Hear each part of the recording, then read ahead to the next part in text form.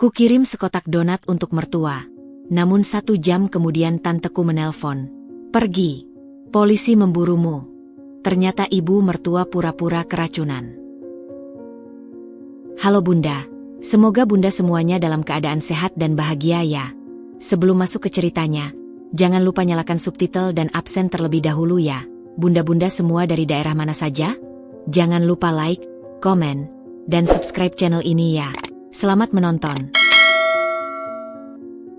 Pagi itu, sinar matahari musim kemarau yang agak kejam menyelinap lewat celah vertical blind di dapur, memotong-motong ruangan menjadi garis-garis terang dan gelap. Aku, Dinda, berdiri di tengah-tengahnya, tangan masih sedikit berdebu dari tepung, mata terpaku pada benda di hadapanku, sekotak donat. Bukan donat biasa.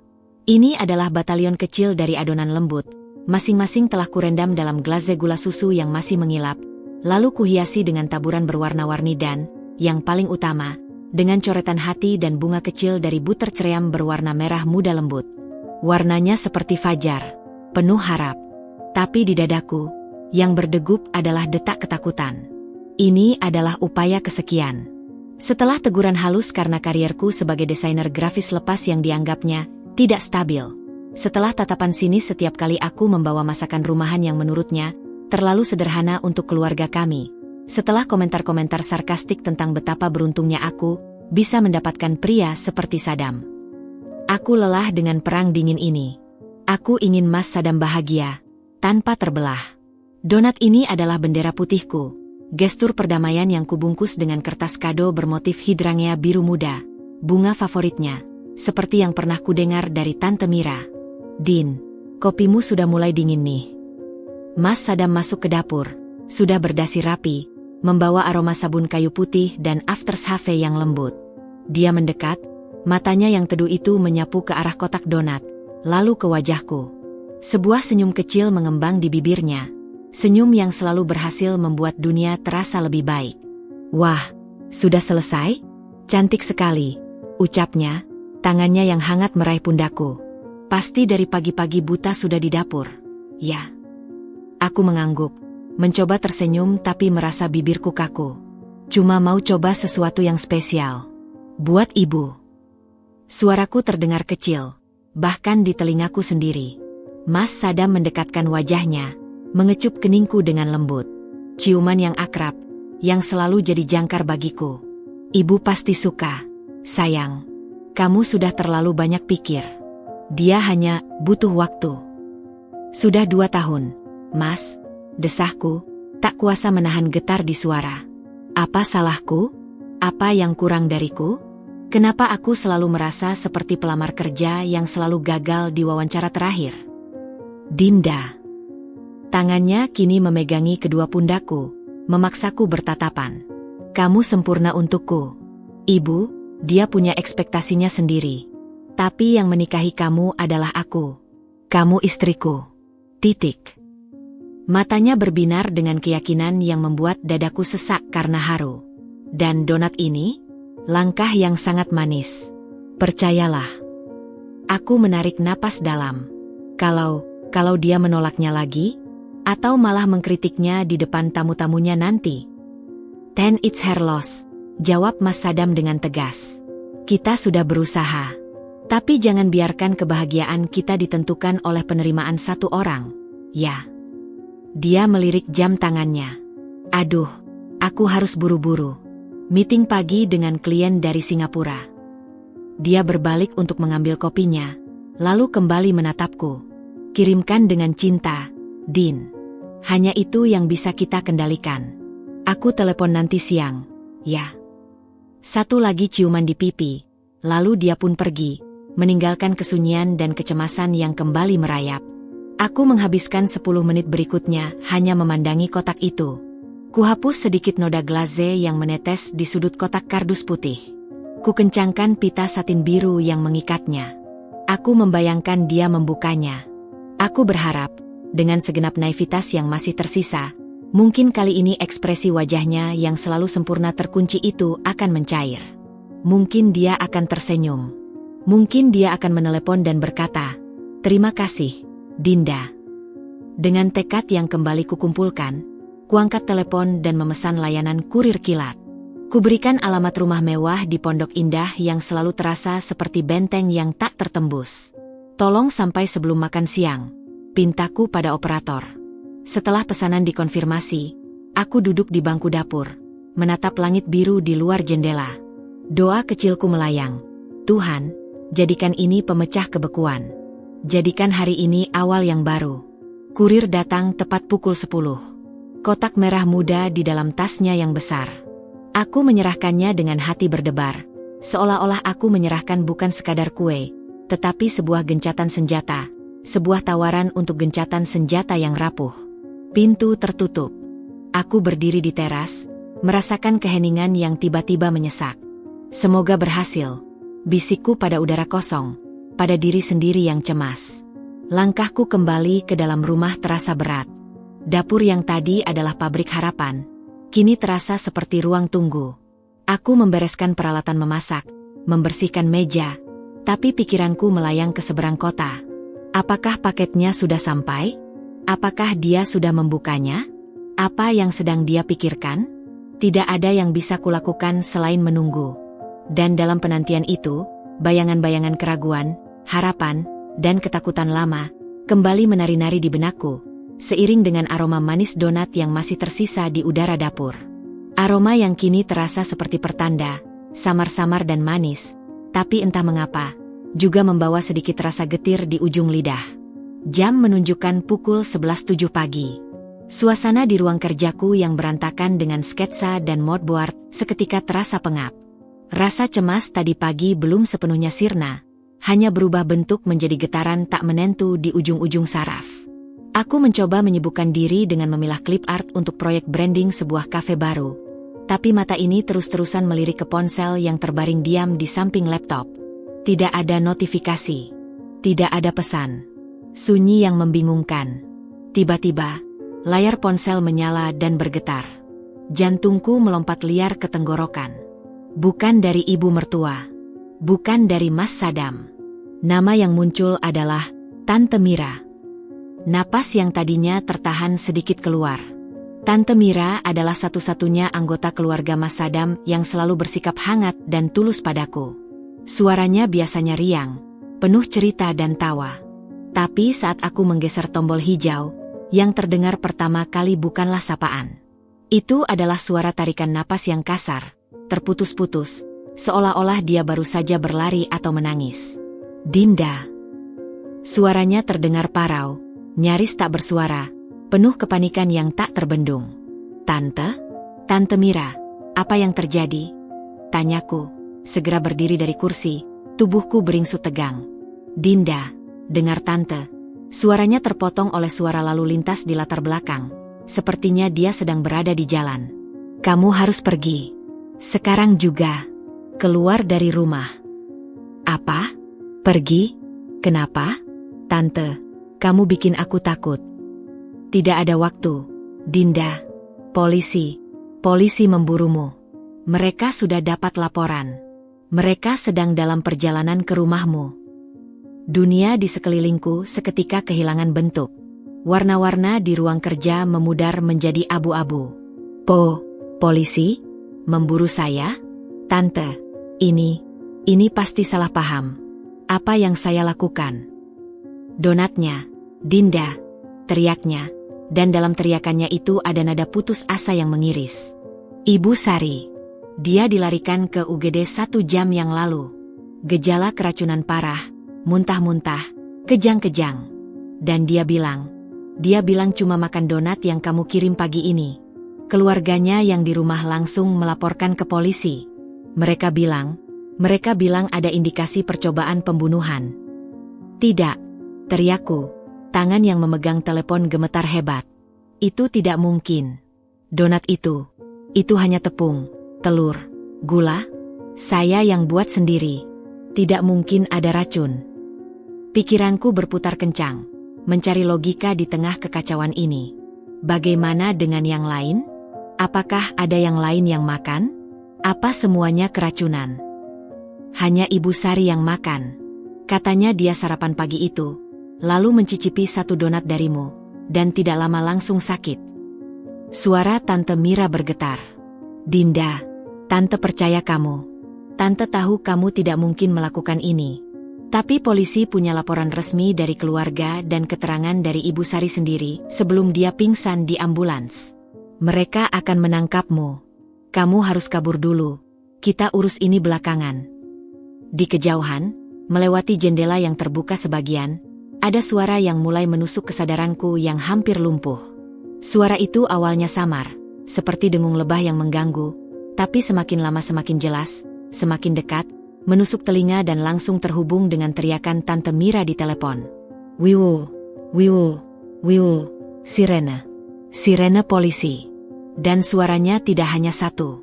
Itu adalah koor yang makin keras, makin mendesak, seolah-olah menuju satu titik koordinat. Rumahku. Dinda. Dengar itu? Teriak Tante Mira, suaranya nyaris menjerit. Itu mereka. Pergi. Sekarang. Jambil dompet, kunci, dan pergi lewat pintu belakang. Jangan pakai mobilmu sendiri. Mereka pasti catat nomornya. Cari taksi atau ojek online. Cepat. Insting untuk bertahan hidup tiba-tiba menyala, mengalahkan semua rasa bingung dan ngeri. Otakku berpacu. Tapi Mas Sadam, saya harus hubungi Mas. Nanti. Sadam tante yang hubungi. Tapi kamu harus aman dulu. Pergi, Dinda. Sekarang. Telepon itu terputus. Aku berdiri seperti patung di tengah ruangan. Sirene yang semakin menjadi-jadi membakar telingaku. Percobaan pembunuhan. Kata-kata itu menggantung di udara, seperti racun yang menyebar sendiri. Ibu mertuaku di UGD. Polisi di depan pintu. Aku, Dinda, yang menjadi buronan. Kaki-kakiku yang lemas tiba-tiba mendapat tenaga dari sumber ketakutan yang paling primal. Aku berlari. Menyambar dompet kecil dari atas meja, kunci rumah dari gantungan di dinding, dan jaket hoodie abu-abu yang tergantung di kursi. Tanpa mematikan laptop atau lampu, aku melesat ke arah pintu belakang dapur. Jari-jariku dingin dan kaku saat membuka dua kunci geser. Pandanganku liar menyapu taman kecil belakang rumah, lalu pagar kayu yang mengarah ke gang sempit. Sirene sekarang terdengar sangat dekat, seolah sudah berhenti tepat di halaman depan. Aku mendengar suara pintu mobil dibanting, dan langkah kaki yang cepat di teras. Tidak ada waktu lagi. Aku mendorong pagar belakang, yang berderit pelan, dan menyelinap keluar ke gang yang sepi. Aku berlari. Tidak peduli arah. Tidak peduli sepatu sandalku yang hampir terlepas. Yang penting adalah menjauh dari sirene itu, dari suara-suara itu, dari rumah yang tiba-tiba berubah menjadi tempat kejahatan. Dada sesak, air mata mulai menyesaki pandangan. Satu pertanyaan berdenyut di kepalaku, seiring dengan hentakan jantung yang nyaris meledak. Bagaimana bisa sebuah kotak donat merah muda berubah menjadi petaka yang begitu hitam? Gang sempit itu seolah memuntahkanku ke sebuah jalan kecil yang relatif sepi. Nafasku tersengal-sengal, bagai ikan yang terdampar.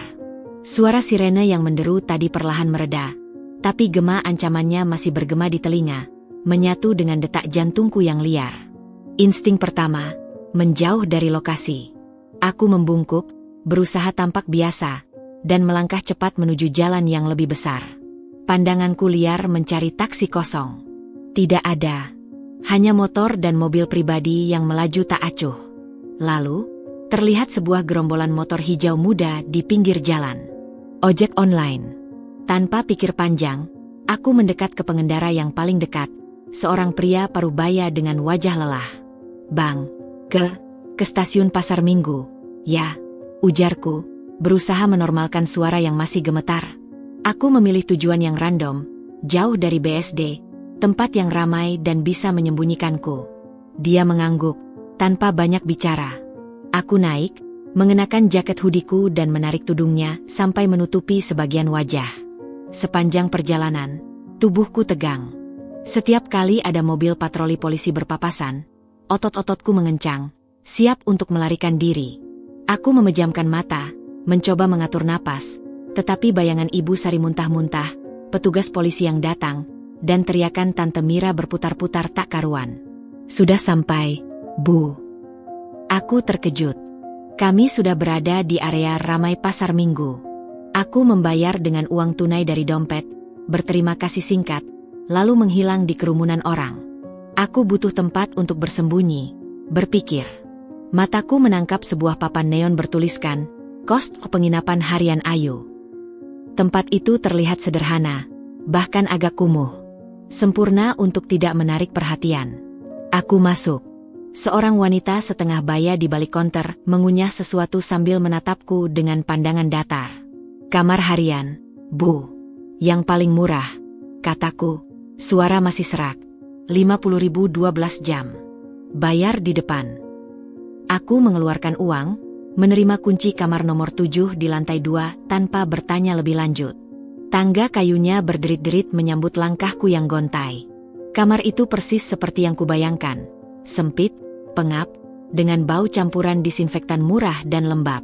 Satu tempat tidur susun dengan kasur tipis, sebuah kipas angin berdengung di langit-langit, dan kamar mandi kecil di sebelah. Aku mengunci pintu, menyandarkan tubuhku yang lemas pada daun pintu, dan akhirnya membiarkan air mata yang sudah menahan sejak tadi mengalir deras. Tangisku tersedu-sedu, tak terbendung, di tengah kesunyian kamar yang asing. Setelah tangis reda menjadi isakan tak berdaya, barulah aku berani menyalakan ponsel yang selama perjalanan kumatikan. Begitu hidup, deretan notifikasi seolah meledak di layar. 10 panggilan tak terjawab dari Mas Sadam. 5 panggilan tak terjawab dari Tante Mira. 3 pesan dari Mama.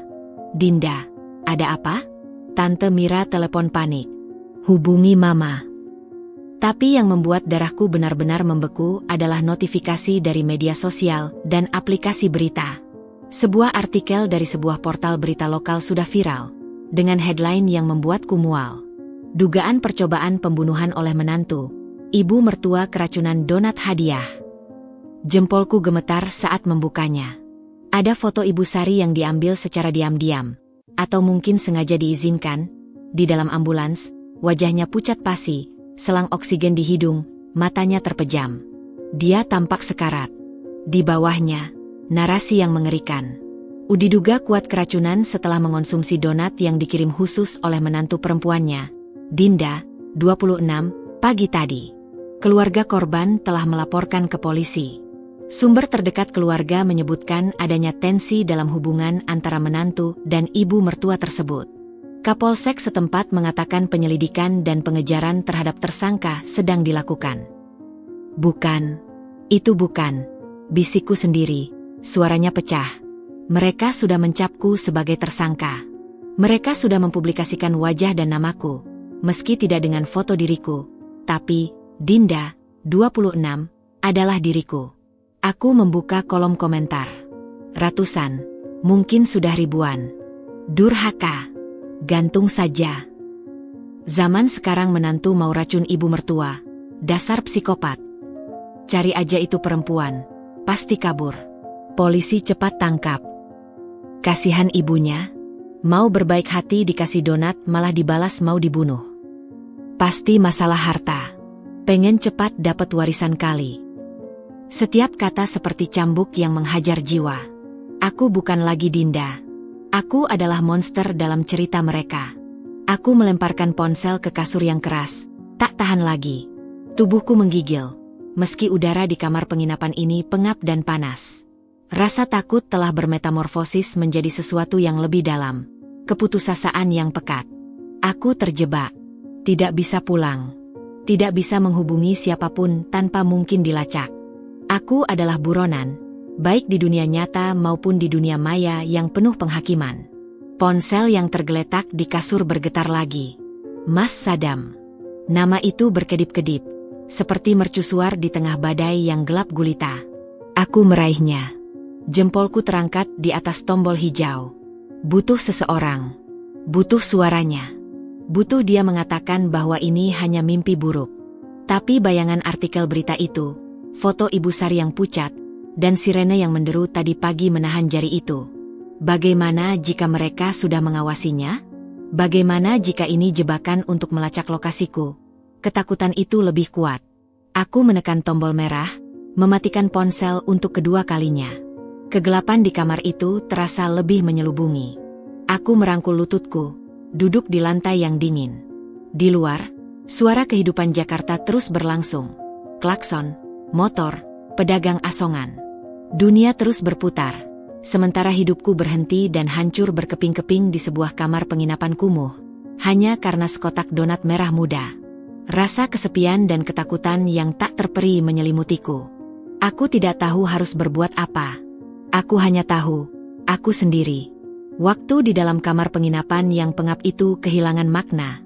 Hanya ditandai oleh sorot matahari yang bergeser melalui celah tirai plastik usang, dan dengungan kipas angin yang monoton, seperti soundtrack bagi kehancuranku. Aku terombang-ambing antara tidur gelisah yang penuh mimpi buruk, donat berubah menjadi labu-labu racun, sirene yang tak henti, wajah ibu mertua yang menyeringai, dan terjaga dalam keadaan panik, memeriksa ponsel yang tetap mati, seolah benda mati itu bisa memberitahuku bahwa ini semua hanya kesalahan. Perut keroncongan, tetapi pikiranku terlalu kacau untuk memikirkan makanan. Haus menyiksa tenggorokan, dan akhirnya, dengan langkah tertatih, aku mendekati wastafel kecil di kamar mandi. Air yang keluar berwarna kecoklatan dan berbau karat. Aku menelan ludah, menahan mual. Ini adalah gambaran nyata kehidupanku saat ini, terpuruk, terasing, dan terjebak dalam mimpi buruk yang bukan buatanku. Hampir 24 jam sejak aku kabur. Rasa kesepian itu mulai terasa seperti makhluk hidup yang mencekik. Ketakutan akan penangkapan sedikit bergeser menjadi ketakutan akan kehilangan akal. Aku butuh mendengar suara manusia, suara yang mengenalku, yang bisa memberitahuku bahwa aku masih ada. Dengan tangan gemetar, aku menyalakan ponsel. Butuh waktu sejenak sebelum deretan notifikasi yang mengerikan muncul kembali. Tapi yang paling mencolok adalah jumlah panggilan dari Mas Sadam. 38 kali. 38 kali dia mencoba menjangkaiku. 38 kali aku menolaknya. Dosa yang terasa begitu berat di dadaku. Di tengah semua kekacauan ini, dia tetap berusaha. Air mata mulai berkaca-kaca lagi. Sebelum semangatku pupus, sebelum aku mematikan ponsel lagi selamanya, jempolku, hampir di luar kendali, menekan nomornya. Aku menyimpannya ke telinga. Bunyi tung, tung. Terasa seperti dentangan gong di keheningan kamar. Baru 2 kali bunyi, sambungan tersambung. Dinda. Suaranya, suara Mas Sadam yang biasanya tenang, terkendali, meledak di telingaku, pecah, parau, penuh kelegaan dan kecemasan yang tak terbendung. Hanya mendengar satu kata itu, semua pertahananku runtuh. Aku terisak-isak di telepon, tidak mampu mengucapkan sepatah kata pun. Dinda, sayang. Di mana kamu? Kamu baik-baik saja? Jawab aku. Tolong. Desaknya, suaranya bergetar. Mas, akhirnya bisa kuucapkan, tersendat-sendat. Aku takut. Aku tidak melakukan apa-apa. Aku bersumpah. Aku tahu kamu tidak. Potongnya cepat, tegas. Dengarkan aku baik-baik. Kamu harus pulang. Sekarang. Aku ada di rumah kita. Polisi juga ada di sini. Polisi. Kata itu seperti sengatan listrik. Tidak. Mas, aku tidak bisa. Mereka akan menangkapku. Mereka akan. Dinda, teriaknya, memotong kepanikanku. Pulang. Ada perkembangan. Ada jeda di ujung sana. Suaranya berubah, bukan lagi suara orang yang menenangkan, tetapi suara orang yang menahan sesuatu yang besar, sesuatu yang gelap dan pahit. Ibu mengaku. Luar angin di kamar mendadak terasa beku. Aku memastikan pendengaranku.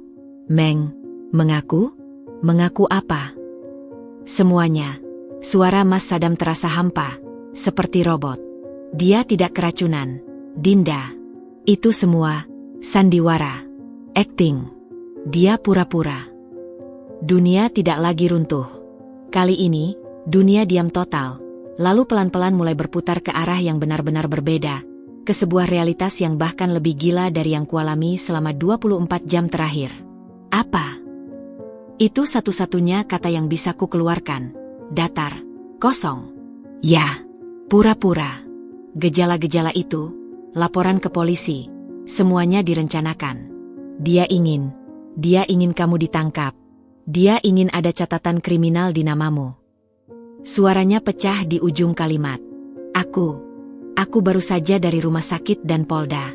Aku mendengar pengakuannya sendiri. Dia mengira aku akan memihaknya. Tapi, saat aku tanya kenapa, dia bilang itu untuk kebaikanku. Agar aku punya alasan kuat untuk menceraikanmu. Ceraikan? Bisikku. Sakit yang tiba-tiba menusuk itu lebih tajam dari rasa takut akan penjara. Rencana itu begitu jahat, begitu terukur, dan ditujukan langsung untuk menghancurkan kebahagiaan kami, ikatan kami. Aku sudah mengusir semua keluarga yang berkumpul di sini. Hanya penyidik dan atasan mereka yang masih di ruang tamu. Mereka perlu keterangan darimu, Dinda. Tapi situasinya sudah berbeda. Kamu bukan buron lagi. Kamu korban dari kebohongan. Dia menarik napas dalam, berusaha mengendalikan emosi. Aku janji, kamu aman. Aku di sini. Aku tidak akan membiarkan siapapun menyentuhmu.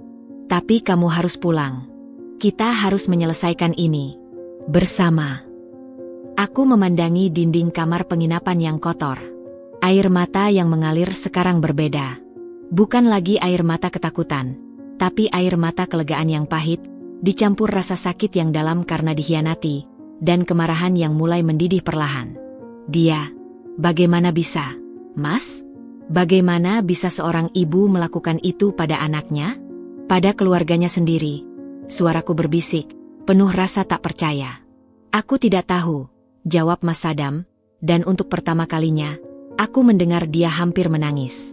Aku tidak mengenalnya lagi. Tapi yang penting sekarang adalah kamu. Pulanglah, sayang. Aku butuh kamu di sini. Kita hadapi ini. Kata, kita, itu yang akhirnya mematahkan sisa ketakutanku. Aku tidak sendirian. Dia ada di sana, dan dia mempercayaiku. Aku di pasar minggu. Penginapan harian, kataku pelan. Tunggu di sana. Jangan kemana-mana. Aku yang jemput. Aku akan telepon lagi kalau sudah dekat. Oke. Telepon ditutup. Aku meluncur ke lantai, bersandar di kaki tempat tidur. Rasa lelah yang amat sangat menyelimuti seluruh tubuhku. Tetapi di dalam dada, ada sesuatu yang lain yang mulai bangkit. Api. Api kemarahan. Ibu Sari tidak hanya ingin menghancurkan reputasiku, tapi juga pernikahanku. Dan dia hampir berhasil membuatku lari. Ketakutan, percaya bahwa aku adalah orang jahat. Aku berdiri, menatap bayanganku di cermin kamar mandi yang buram. Wajahku pucat, mata bengkak, rambut kusut. Tapi di balik semua itu, ada tekad baru. Aku tidak akan lari lagi. Aku akan pulang. Aku akan menghadapi wanita yang dengan mudahnya memainkan nyawa dan kebahagiaan orang lain hanya untuk memuaskan egonya. Dengan langkah yang lebih pasti, aku membereskan sedikit barang-barangku. Perjalanan pulang nanti akan panjang. Tapi untuk pertama kalinya sejak Tante Mira menelepon, aku tahu arah tujuanku. Rumah. Medan perang tempat semua ini berawal. Dan kali ini, aku tidak akan datang dengan kotak donat perdamaian. Aku akan datang dengan kebenaran yang pahit, dan seorang suami yang akhirnya melihat ibunya tanpa ilusi. Perjalanan pulang bersama Mas Sadam dilalui dalam keheningan yang tebal. Dia menyetir dengan wajah seperti topeng batu, garis rahangnya menegang, tatapannya lurus ke depan tetapi seolah tak melihat jalan. Tangannya menggenggam kemudi dengan kencang, hingga buku-buku jarinya memutih. Aku duduk di sampingnya, menatap keluar jendela, melihat lampu-lampu kota Jakarta yang mulai berpendar di senja hari. Tubuhku masih gemetar halus, campuran kelegaan dan syok yang belum sepenuhnya reda. Aku menyentuh punggung tangannya. Dingin. Dia menoleh sekilas, matanya yang biasanya teduh kini gelap dan penuh badai. Dia membalikkan tangannya, menggenggam tanganku erat, seolah memastikan aku benar-benar ada di sana. Kamu yakin ini keputusan yang tepat? Langsung menghadapi mereka semua? Tanyaku pelan, memecah kesunyian. Aku sudah memanggil mereka. Mereka semua sudah ada di rumah kita. Jawabnya datar. Mereka berhak, atau mereka pikir mereka berhak, mendengar penjelasan. Dan kita berhak mengakhiri sandiwara ini di depan semua orang. Rasa mual kembali muncul. Menghadapi Ibu Sari saja sudah seperti menghadapi singa betina. apalagi ditambah dengan para paman dan bibinya yang selalu memandangku dengan sikap superior. Begitu kami tiba, suasana di rumah kami yang biasanya hangat terasa seperti ruang sidang. Lampu di ruang tamu menyala terang, menerangi wajah-wajah tegang yang duduk berkeliling. Ada Paman Rudi, adik ayah almarhum, dengan wajah masam. Bibi Ina, istri Paman Rudi, yang matanya selalu menyorotkan kecurigaan. Sepupu-sepupu Mas Sadam yang lebih tua, dan tentu saja, Tante Mira, yang duduk di sudut dengan ekspresi cemas dan bersalah. Lalu, di kursi tunggal yang biasanya jadi favorit Mas Sadam, duduklah Ibu Sari. Dia tidak lagi mengenakan baju rumah sakit. Dia sudah berganti dengan kebaya brokat sederhana, rambutnya rai seperti biasa. Wajahnya masih pucat, tetapi bukan pucat karena sakit. Ini adalah pucat kemarahan yang tertahan, kekalahan yang tak ingin diakui. Tatapannya menatap kosong ke depan, menghindari kontak mata dengan siapapun, terutama dengan Mas Sadam yang baru saja masuk dengan menggandeng tanganku erat. Begitu kami muncul, semua kepala menoleh. Suasana seketika membeku. Paman Rudi yang pertama kali berbicara, suaranya menggema di ruangan hening. Sudah pulang rupanya. Baik, sekarang kita bisa bicara dengan jelas. Mas Sadam tidak menjawab. Dia memanduiku untuk duduk di sofa yang berhadapan langsung dengan Ibu Sari. Dia sendiri memilih berdiri di belakangku. Tangannya tak lepas dari pundakku, sebuah isyarat perlindungan yang jelas. Aku menelan ludah. Mulutku kering. Jadi, Dinda, sambung Paman Rudi, menatapku tajam. Kami sudah dengar penjelasan dari pihak kepolisian bahwa ini kesalahpahaman. Tapi kami ingin dengar dari kamu. Apa yang sebenarnya terjadi? Kenapa kamu kabur seperti penjahat kalau merasa tidak bersalah? Pertanyaannya menusuk, penuh prasangka. Sebelum aku bisa membuka mulut, Mas Sadam menjawab dengan suara rendah namun berwibawa. Dinda kabur karena Tante Mira menelepon, mengatakan polisi akan menangkapnya atas tuduhan percobaan pembunuhan. Siapa yang tidak akan panik? Informasi itu datang dari ibu sendiri yang mengaku keracunan di depan semua orang. Semua mata kini beralih ke Ibu Sari. Dia tetap diam, bibirnya terkunci. Tapi, Sadam, sela Bibi Ina dengan suara mencibir. Ibu Sari memang sakit. Kita semua lihat dia di ambulans. Itu bukan akting. Hasil pemeriksaan medis lengkap dari rumah sakit menyatakan tidak ada tanda-tanda keracunan zat berbahaya apapun di tubuh ibu. Balas Mas Sadam, mengeluarkan selembar salinan laporan yang diberikan penyidik tadi siang. Dia meletakkannya di meja kopi. Gejala yang muncul sangat mungkin psikosomatis, atau dibuat-buat. Keributan kecil terjadi. Tante Mira memandang Ibu Sari dengan pandangan menyakitkan. Kak Sari, benarkah? Ibu Sari akhirnya mengangkat wajahnya. Dia tidak melihat ke arahku atau Mas Sadam. Dia memandang ke arah keluarganya yang lain. Apakah kalian akan memilih percaya pada secari kertas dan seorang menantu yang tidak jelas asal-usulnya? Atau pada ibumu sendiri yang telah membesarkan kalian? Suaranya datar, namun berhasil membuat ruangan kembali senyap. Itu adalah kartu emosionalnya. Aku tidak percaya pada secari kertas, Ibu, kata Mas Sadam, suaranya mulai meninggi. Aku percaya pada pengakuan ibu sendiri di hadapan penyidik dan di rumah sakit tadi siang. Ibu bilang semuanya hanya akting. Ibu bilang tujuannya agar Dinda punya catatan hitam. Agar aku punya alasan untuk menceraikannya. Itu yang ibu katakan. Apakah itu juga kebohongan? Teriakan itu seperti tamparan di wajah semua orang yang hadir. Paman Rudi dan Bibi Ina terlihat bingung, tercengang. Mereka melihat Ibu Sari, mencari sangkalan. Ibu Sari menarik napas dalam-dalam. Perlahan, dia menatap Mas Sadam. Di matanya ada ribuan emosi, kemarahan, kekecewaan, rasa malu, dan cengkeraman kendali yang perlahan lepas. Lalu, dengan sangat pelan, dia memalingkan wajahnya ke arahku. Kontak mata pertama kami sejak kejadian ini. Di balik ketegaran palsunya, aku melihat secercah keputusasaan. Dinda, ucapnya.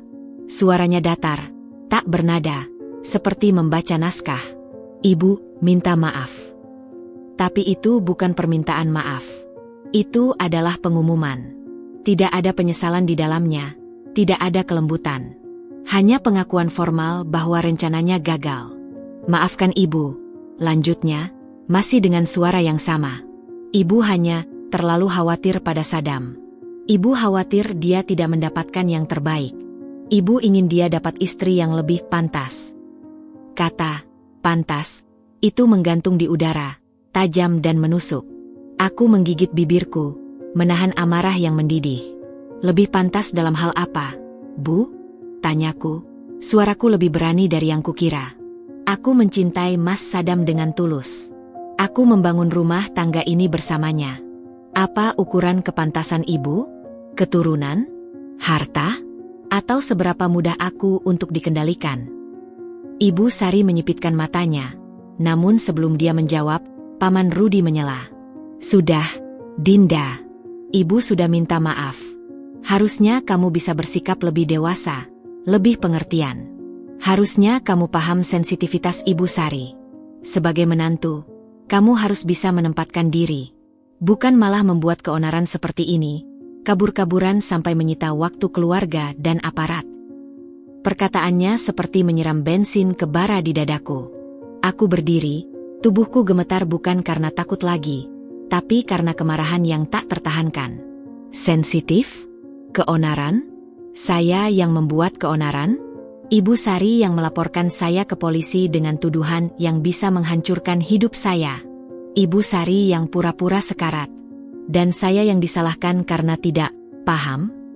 Lihat, Saddam, seru Bibi Ina, menunjuk ke arahku. Ini sikapnya. Tidak menghormati orang tua.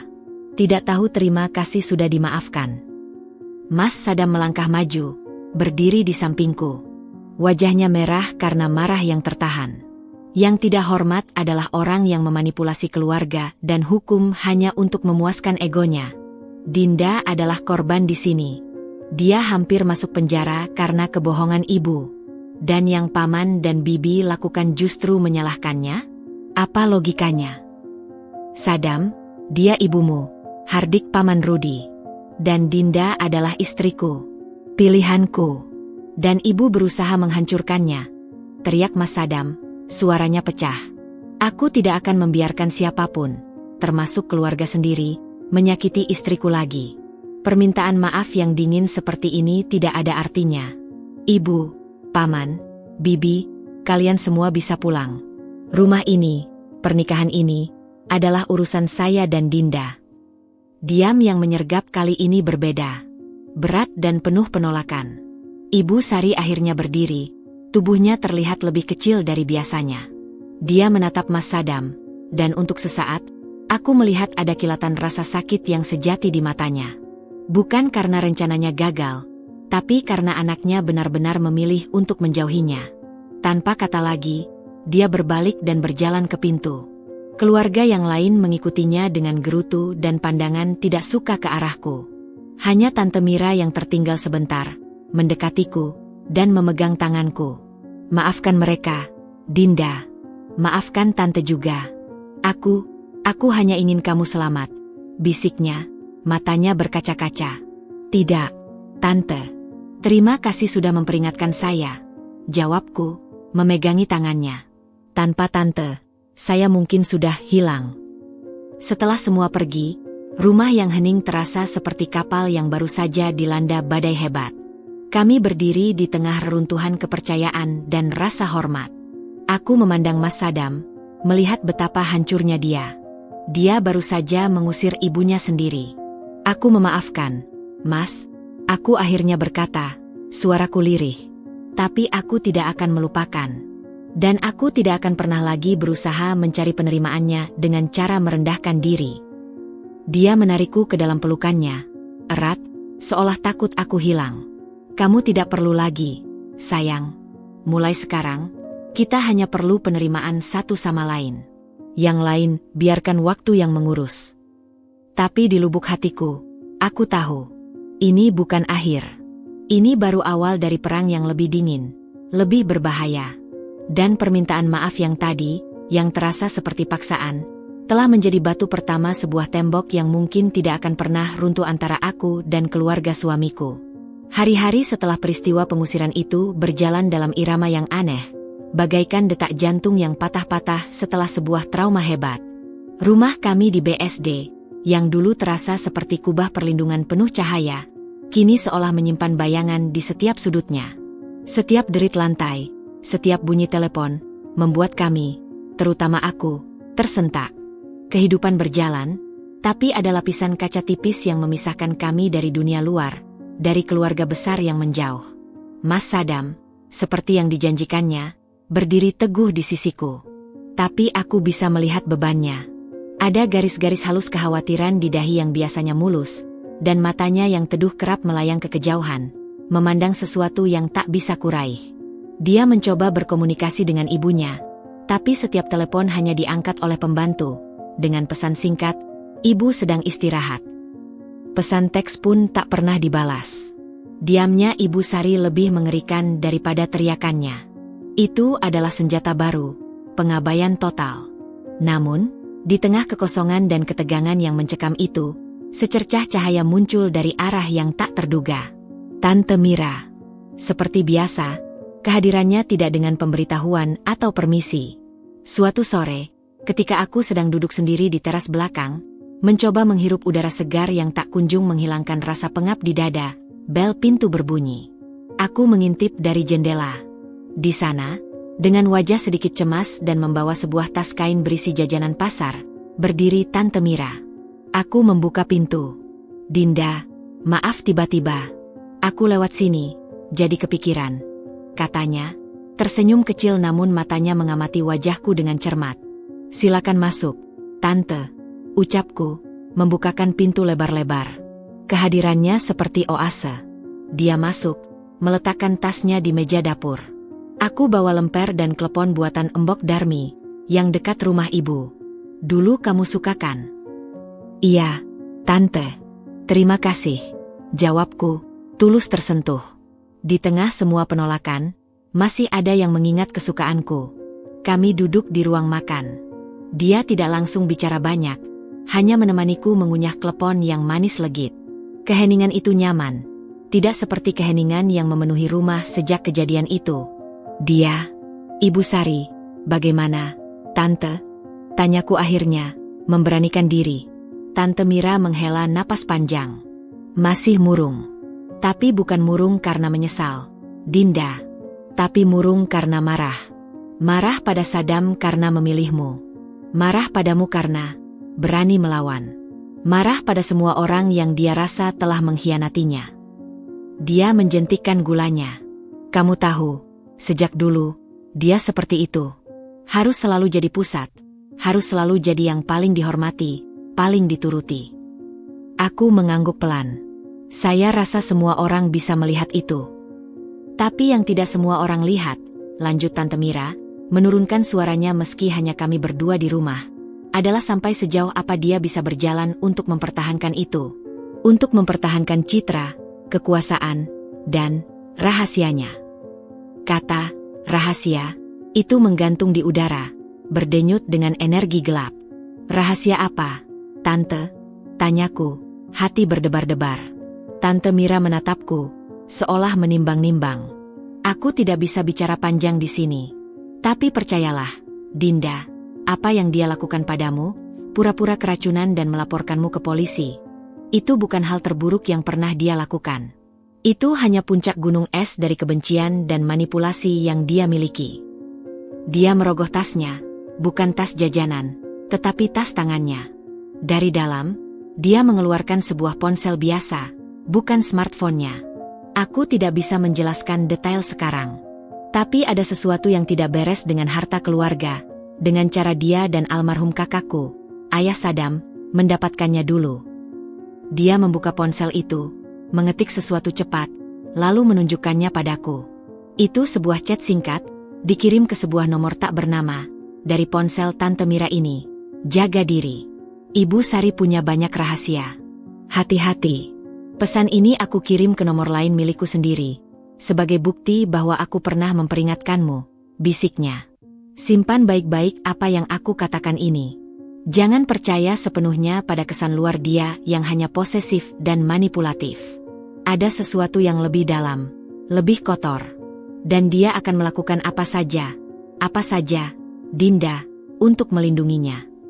Darahku seolah membeku. Peringatan Tante Mira bukanlah gosip keluarga biasa. Ini serius. Matanya yang biasanya cerah kini penuh dengan ketakutan yang nyata. Kenapa Tante memberitahu saya ini? Desisku. Karena kamu satu-satunya orang yang pernah berani melawan wajah aslinya dan selamat. Karena Saddam memilihmu. Dan karena aku sudah muak melihatnya menghancurkan orang lain tanpa konsekuensi. Dia memegang tanganku. Tapi kamu harus sangat hati-hati. Jangan pernah bertindak terburu-buru. Jangan beritahu Saddam dulu. Dia masih terluka. Awasi saja. Catat segala sesuatu yang aneh. Dan dia berbisik lebih pelan. Cari tahu tentang proyek Taman Melati Residence tahun 2002 dan seorang pria bernama Handoko. Dia berdiri, tiba-tiba, seolah takut ketahuan sudah terlalu banyak bicara. Aku harus pergi. Ingat, Dinda. Diam, tapi waspada. Dendammu dan rasa sakitmu, simpanlah. Tapi jangan biarkan itu membutakanmu. Gunakan itu sebagai bahan bakar untuk mencari kebenaran. Karena hanya dengan kebenaran, kamu bisa benar-benar bebas dari cengkeramannya.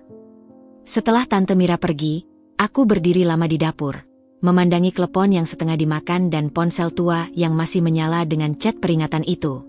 Kata-katanya bergema di kepalaku. Bukan hal terburuk. Rahasia. Proyek Taman Melati. Handoko. Dendam yang tadinya seperti api membara di dadaku. Dendam karena difitnah. Karena hampir kehilangan segalanya, pelan-pelan berubah bentuk. Api itu tidak padam, tetapi terkonsentrasi, menjadi sebuah nyala biru yang dingin dan fokus. Ibu Sari tidak hanya ingin menghancurkan reputasiku, dia menyembunyikan sesuatu yang bisa menghancurkan dirinya sendiri. Aku tidak akan lagi menjadi Dinda yang pasif, yang hanya mengirim donat sebagai tanda perdamaian. Aku tidak akan lagi menjadi korban yang ketakutan. Peringatan Tante Mira telah memberikanku sebuah kompas, sebuah arah. Dendamku akan kusimpan rapat-rapat, jauh di dalam dada, dan akan kugunakan untuk membuka setiap pintu rahasia yang dia kunci. Ini bukan lagi tentang mendapatkan penerimaannya. Ini tentang mengungkap kebenaran. Dan untuk pertama kalinya sejak semua ini dimulai, aku merasakan sebuah tujuan yang jelas, meski berbahaya. Aku berjalan ke ruang kerja, menghidupkan laptop. Jari-jariku menari di atas keyboard, memasukkan kata kunci pertama, Taman Melati Residence 2002 gagal proyek. Layar monitor menyala, menerangi wajahku yang penuh tekad. Perburuan diam-diam telah dimulai. Keputusan Mas Saddam untuk mengambil proyek besar di Bali selama 2 bulan datang seperti angin segar sekaligus badai kecil dalam kehidupan kami yang masih berantakan. Klien menawarinya posisi penanggung jawab teknis utama untuk pembangunan sebuah resort di Uluwatu, sebuah peluang emas yang tidak bisa dia tolak.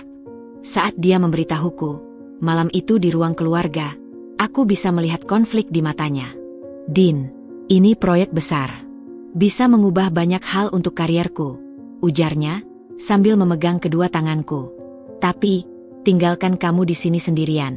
Setelah semua yang terjadi, aku tidak tega. Cahaya dari lampu lantai menerpa wajahnya yang lelah. Sejak kejadian donat, dia seperti menanggung beban dunia di pundaknya. Aku membalikkan telapak tanganku, menggenggamnya erat. Kamu harus pergi, Mas. Ini kesempatan bagus. Aku tidak ingin kamu mengorbankan kariermu karena situasi keluarga kita.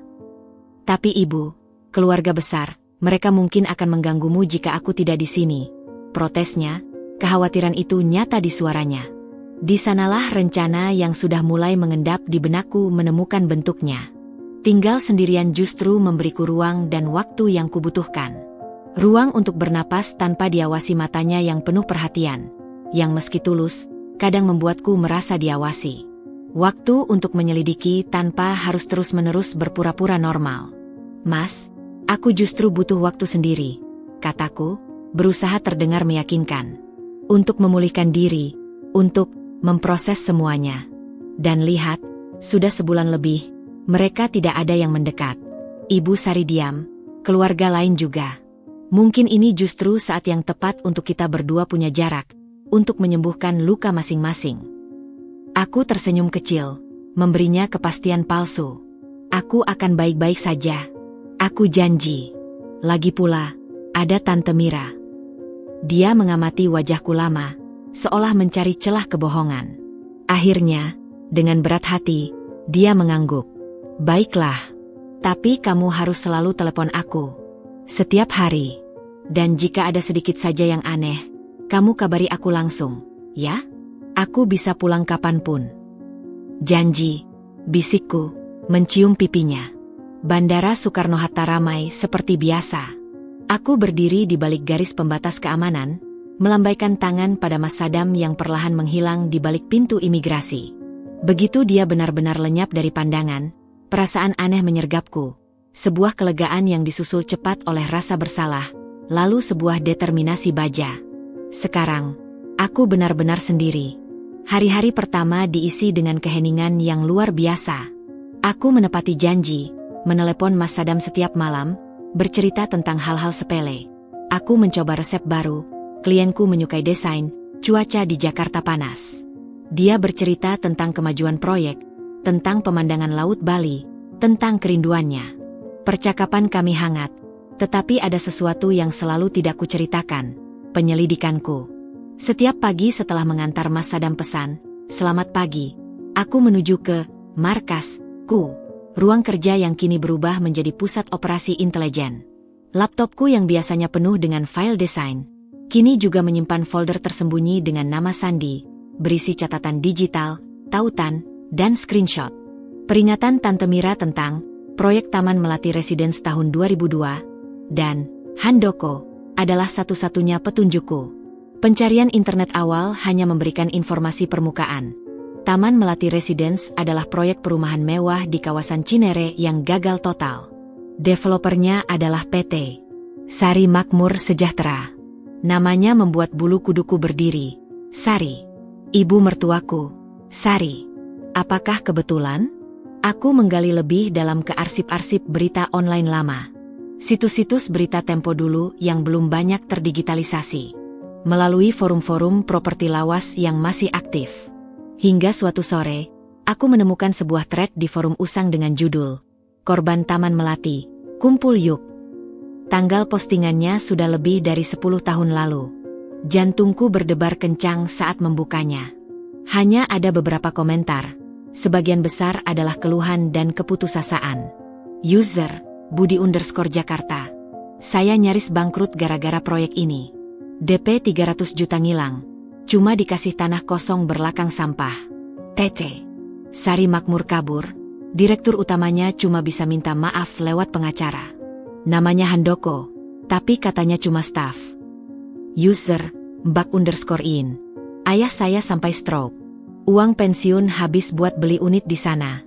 Sekarang cuma ada papan nama proyek sama ilalang. Polisi bilang susah dilacak. Perusahaan tutup. User, pelapor_anon. Ada yang bilang duit kita dipakai bos besar buat hidup mewah.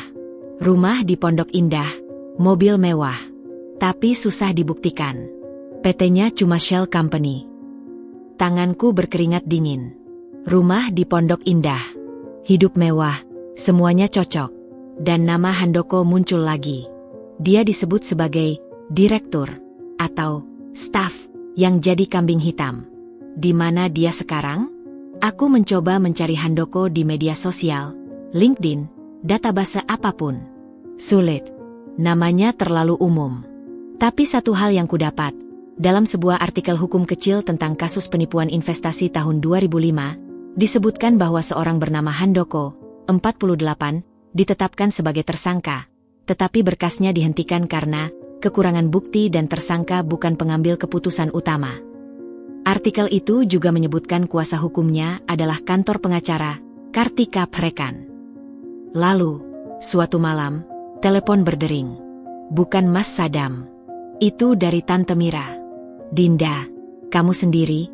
Suaranya berbisik. "Iya, Tante. Mas Sadam di Bali." "Bagus. Dengarkan. Aku dapat info. Besok, Ibu Sari ada acara arisan di rumah keluarga besar di Bogor. Seharian penuh. Rumahnya di Pondok Indah akan sepi. Cuma ada 2 pembantu. Katanya dia sedang membersihkan beberapa barang lama dari loteng suaminya. Aku rasa itu kesempatan. Kesempatan untuk apa, Tante? Tanyaku, meski sudah bisa menebak. Untuk melihat apa yang dia sembunyikan di loteng rumah itu. Aku punya kunci cadangan. Tapi aku tidak bisa masuk sendirian. Terlalu mencurigakan. Tapi kamu, jika kamu ketahuan, kamu bisa bilang hanya ingin mengambil barang pribadi Saddam yang ketinggalan. Kamu masih menantu rumah itu.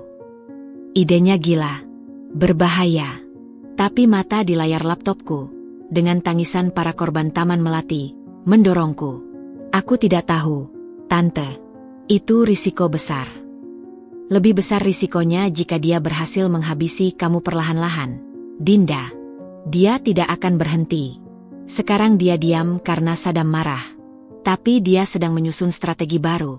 Aku bisa merasakannya. Kita harus dapat bukti nyata sebelum dia menyerang lagi. Nafasku berat. Aku melihat ke folder tersembunyi di laptopku, kejeritan virtual para korban yang tak terdengar. Kapan?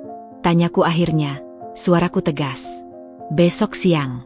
Jam 1. Aku akan jemput kamu pakai taksi biasa, bukan mobilku. Pakai bantuan sederhana, tudung. Kita masuk, ambil apa yang kita bisa, lalu pergi cepat. Tidak lebih dari 30 menit. Baik, Tante. Aku siap. Malam itu, aku tidak bisa tidur. Ketakutan dan adrenalin beradu di dalam darahku. Ini bukan lagi penyelidikan online yang aman. Ini adalah penyusupan. Jika ketahuan, Ibu Sari akan memiliki alasan nyata untuk menghancurkanku sekali lagi. Kali ini dengan tuduhan pencurian atau pelanggaran hak milik. Saat Tante Mira menjemputku keesokan harinya dengan taksi tua, kami hampir tidak berbicara.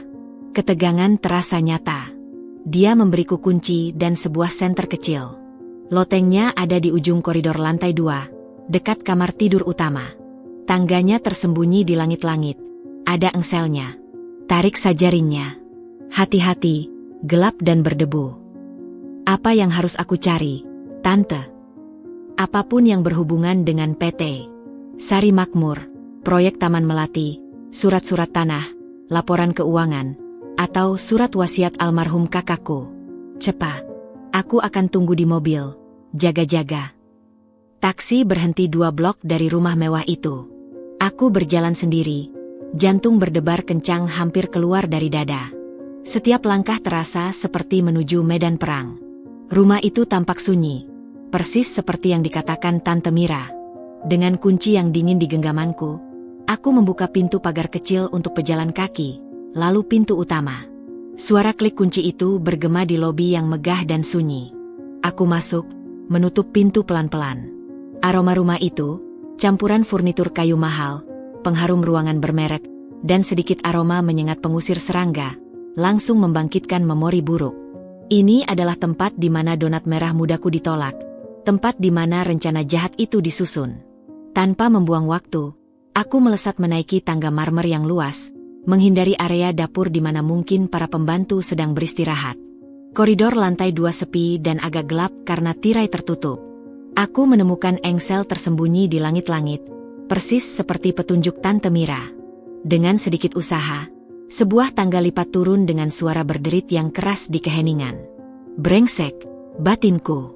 Aku membeku, mendengarkan.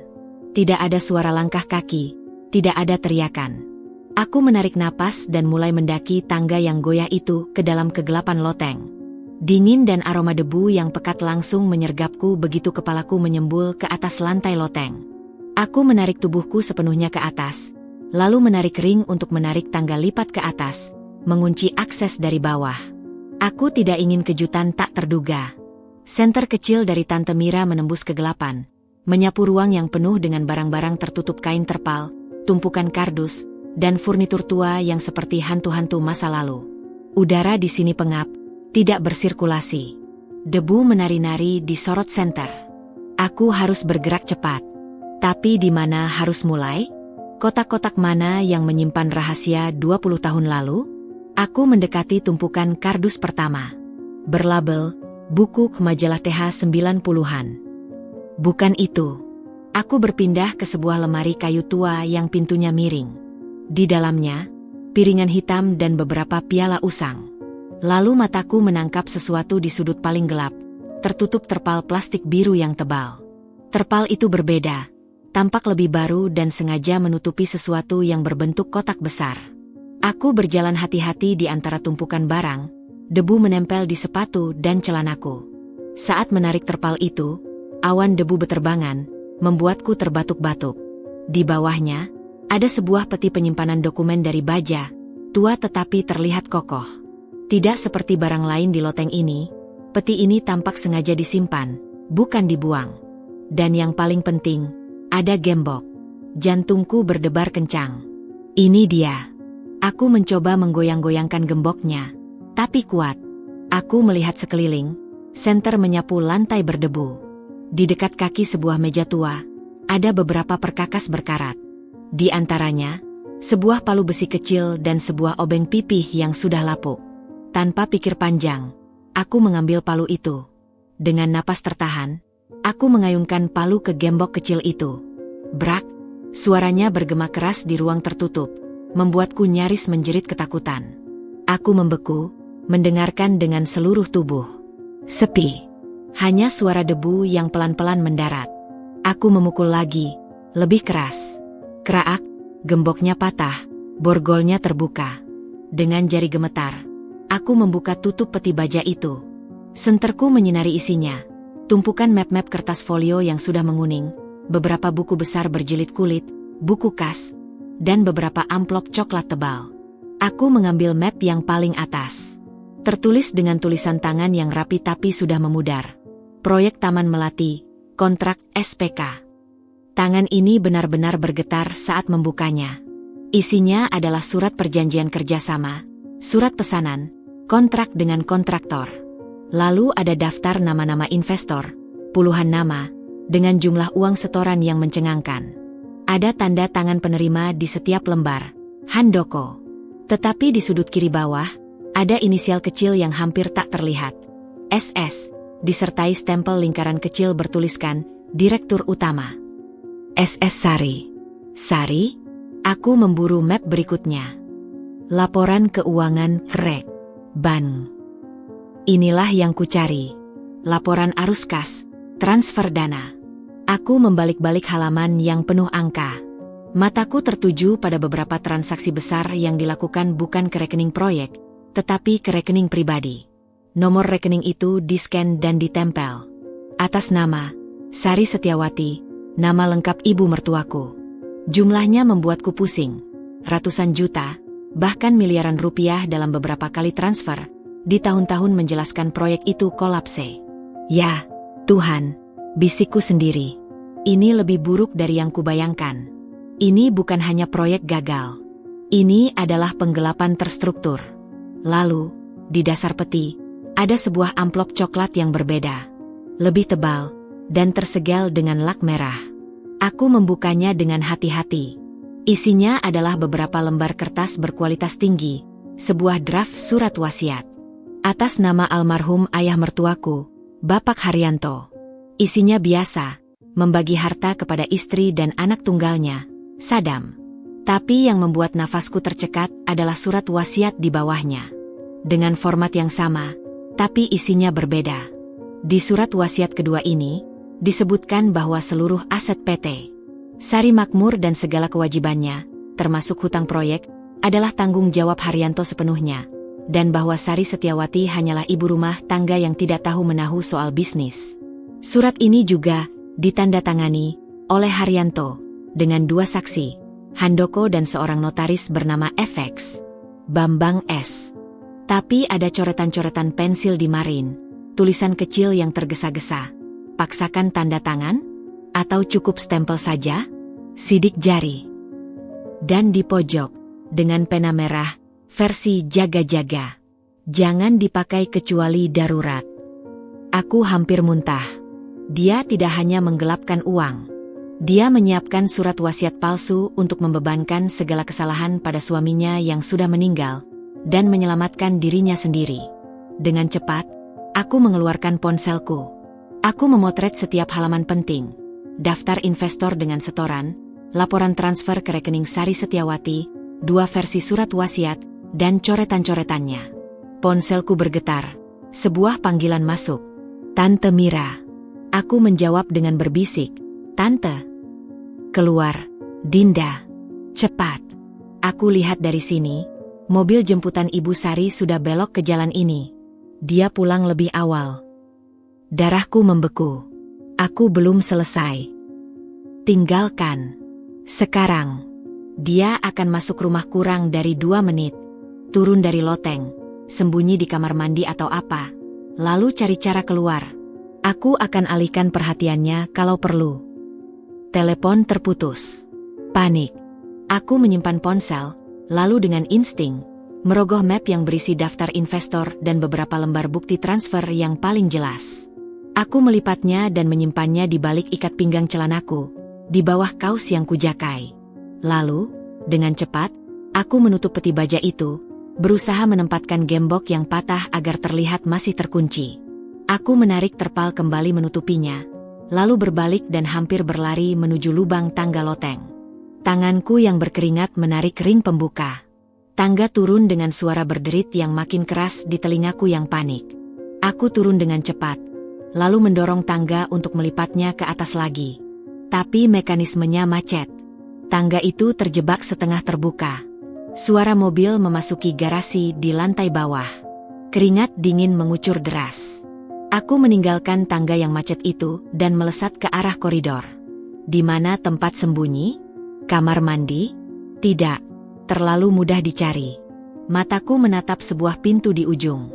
Kamar pembantu yang kosong. Aku membukanya dan menyelinap masuk, mengunci pintu dari dalam. Aku berdiri membelakangi pintu, mendengarkan dengan jantung yang berdegup kencang. Suara langkah hak tinggi yang tegas dan cepat mendaki tangga marmer. Suara itu berhenti sejenak. Lalu, suara teriakan yang membuat darahku beku. Siapa? Siapa yang masuk ke sini? Suara Ibu Sari. Marah, penuh kecurigaan yang membara. Aku mendengar langkahnya mendekat di koridor. Setiap hentakan hak sepatunya seperti detak jantung kematian. Dia pasti sudah melihat tangga loteng yang terbuka. Anissa, Rina, naik ke sini sekarang. Teriaknya memanggil pembantu. Aku mendengar 2 pasang langkah lain yang terburu-buru naik. Bu? Ada apa? Bu? Suara seorang pembantu, ketakutan. Lihat ini. Siapa yang membuka loteng? Apakah tadi ada orang masuk? Tidak, Bu. Kami di dapur tadi. Tidak dengar apa-apa. Bohong. Pergi cek setiap kamar. Sekarang. Langkah-langkah itu mulai bergerak. Sebuah pintu di dekat kamarku dibuka dan ditutup. Aku melihat sekeliling kamar yang sempit ini. Hanya ada sebuah dipan kosong dan sebuah lemari kecil. Tidak ada tempat sembunyi. Jika mereka membuka pintu ini, aku akan tertangkap basah. Lalu, dari luar jendela kamar kecil ini, aku mendengar suara klakson mobil panjang dan keras. Tante Mira. Suara klakson itu berulang-ulang, memekakan telinga, jelas-jelas mengganggu. Ada apa itu? Geram Ibu Sari. Rina, lihat jendela depan. Siapa itu? Langkah seorang pembantu berlari menjauh. Suara klakson berhenti. Aku mendengar suara Ibu Sari menggerutu, lalu langkahnya, yang sebelumnya mendekati kamarku, berbalik dan menjauh, menuruni tangga dengan cepat, mungkin untuk menghadapi pengganggu di depan rumah. Ini kesempatanku. Dengan hati-hati, aku membuka kunci pintu, mengintip ke koridor. Kosong. Aku melesat keluar, tidak ke arah tangga utama, tapi ke arah ujung koridor lain di mana ada sebuah tangga servis kecil ke dapur.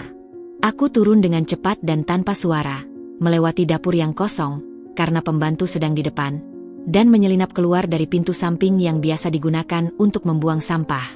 Aku berlari, tanpa melihat ke belakang. Melintasi jalan kecil, belok kiri, dan akhirnya melihat taksi tua Tante Mira masih terparkir dengan mesin hidup. Aku melompat masuk ke kursi belakang. Jalan. Cepat, teriakku. Tante Mira tidak banyak bicara. Dia menyetir dengan cepat, meninggalkan lingkungan Pondok Indah. Baru setelah kami berada di jalan tol menuju Jakarta Selatan, napasku yang tersengal-sengal mulai bisa diatur. Kamu dapat sesuatu? Tanya Tante Mira. Matanya sesekali melirik ke arahku melalui kaca spion. Aku mengangguk. Masih tak bisa bicara. Tanganku meraba balik ikat pinggangku, merasakan lipatan kertas yang ada di sana. Bukti.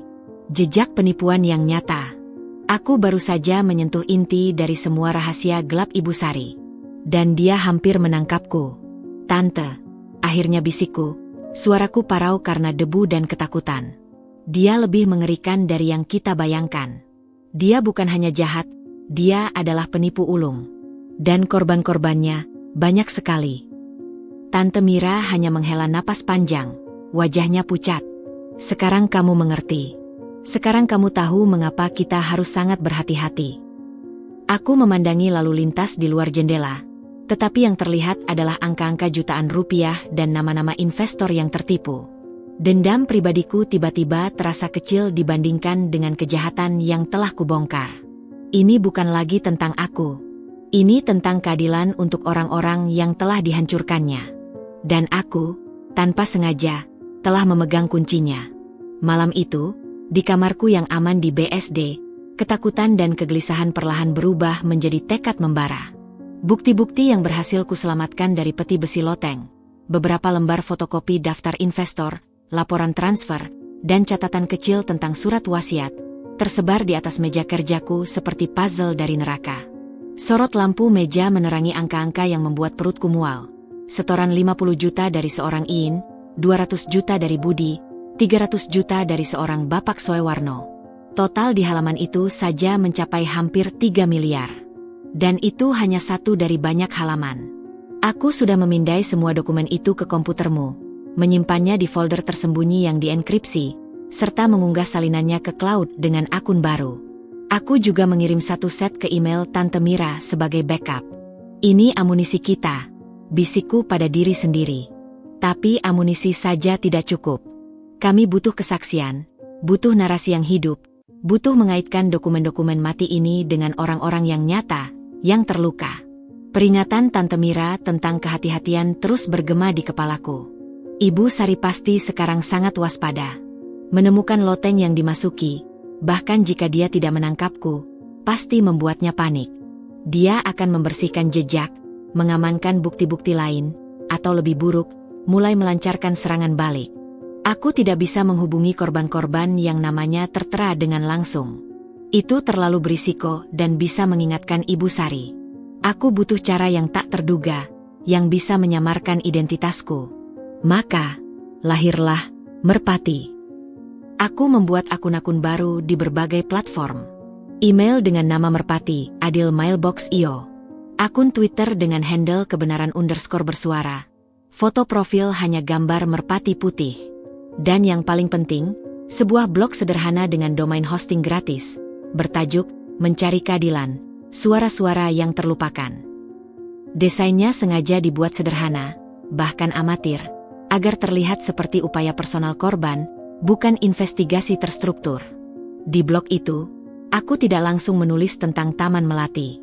Aku memulai dengan artikel-artikel umum tentang penipuan investasi properti, tips berinvestasi yang aman, dan ajakan untuk berbagi pengalaman. Aku membagikan link blog ini di forum-forum properti dan grup-grup Facebook tentang keuangan, selalu menggunakan akun Merpati. Hari-hari berikutnya adalah permainan menunggu yang melelahkan. Sambil tetap menjalani rutinitas sebagai Dinda, menelepon Mas Sadam, mengerjakan proyek desain, aku adalah Merpati yang siaga di dunia maya. Hingga suatu malam, di kolom komentar artikel bertajuk Proyek Cinere yang hilang, uang pun melayang, seseorang berkomentar. Saya salah satu korban. Taman Melati Residence tahun 2002. DP 75 juta. Dapatnya cuma tanah kosong penuh sampah. TC. Sari Makmur. Namanya bagus, tapi perbuatannya setan. Budi _Jakarta. Jantungku berdegup kencang. Budi. Nama yang ada di daftar dokumenku. Aku segera membalas dari akun admin blog. Budi_Jakarta. Turut berduka atas pengalaman Anda. Jika berkenan, bolehkah kami berbincang lebih lanjut? Mungkin dengan mengumpulkan suara-suara lain, kita bisa saling menguatkan. Email kami, merpati.adil@mailbox.io. Keesokan harinya, email masuk. Dari Budi Setiawan gmail.com. Kepada Merpati Adil Mailbox IO. Subjek, Re. Komentar di blog Mencari Keadilan. YTH. Merpati. Saya Budi. Dulu wira swasta. Sekarang cuma jadi sopir taksi online. Uang 75 juta itu, waktu itu hampir semua tabungan saya. Mau buka bengkel kecil, malah habis digerogoti proyek bodong. Saya sudah lapor polisi waktu itu. Tapi kata mereka perusahaan sudah tutup, direksinya kabur. Namanya Handoko, katanya. Tapi saya yakin ada dalangnya yang lebih besar. Saya coba telusuri. Ada rumor itu uangnya dipakai bos perempuan buat hidup mewah. Tapi tidak ada bukti. Saya capek, Merpati. Sudah lama, rasa sakitnya masih ada. Apa yang bisa saya bantu? Budi. Tanganku gemetar mengetik balasan. Aku harus membangun kepercayaannya, tapi tanpa membuka identitasku. Kepada Budi Setiawan gmail.com. Dari Merpati Adil Mailbox IO. Pak Budi yang baik, terima kasih telah membuka hati. Saya bukan pihak berwajib, hanya seseorang yang peduli dan punya akses ke beberapa informasi lama. Saya menemukan dokumen yang mungkin berhubungan dengan kasus Anda. Dalam daftar investor Taman Melati, ada nama Budi Setiawan dengan setoran 75 juta. Apakah itu Anda? Saya juga memiliki salinan beberapa bukti transfer dana proyek yang dialihkan ke rekening pribadi seorang perempuan bernama Sari Setiawati. Apakah nama ini familiar? Saya tahu ini bisa membuka luka lama. Tapi jika kita bisa mengumpulkan lebih banyak korban dan bukti, mungkin ada harapan untuk menuntut keadilan, meski terlambat. Apakah Anda tahu korban lain? Hati-hati, Pak. Jaga email ini hanya untuk kita. Merpati. Balasannya datang lebih cepat dari yang kuduga. Merpati. Iya, itu saya. Saya kaget Anda punya dokumen itu. Sari Setiawati, nama itu tidak asing. Dulu waktu di pengadilan tipis-tipis, ada yang berbisik itu istri dari pemilik modal sebenarnya. Tapi suaminya yang disalahkan karena sudah meninggal. Tapi tidak pernah terbukti. Saya tahu beberapa korban lain. Ada Ibu In, bapaknya sampai stroke. Ada Pak Dasril, tukang bangunan yang nabung bertahun-tahun. Kita punya grup WhatsApp kecil dulu, tapi sudah sepi sejak tidak ada perkembangan. Mau saya hubungi lagi? Tapi saya harus tahu, siapa Anda sebenarnya? Kenapa membantu kami? Pertanyaan yang kuhindari. Aku tidak bisa jujur. Belum saatnya. Kepada Budi. Dari Merpati. Pak Budi. Saya adalah seseorang yang kebetulan mengetahui kebenaran dan ingin membantu. Saya juga punya urusan pribadi dengan orang yang terlibat. Tapi saya tidak bisa membuka identitas sekarang demi keamanan kita semua. Percayalah, tujuan saya satu, keadilan. Jika Anda bisa menghubungi korban lain, tolong tanyakan apakah mereka bersedia berbagi cerita dan dokumen, kwitansi, perjanjian apapun yang masih ada, secara anonim ke email ini. Setiap detail kecil penting. Dan tolong, jangan sebarkan soal dokumen rekening Sari Setiawati dulu.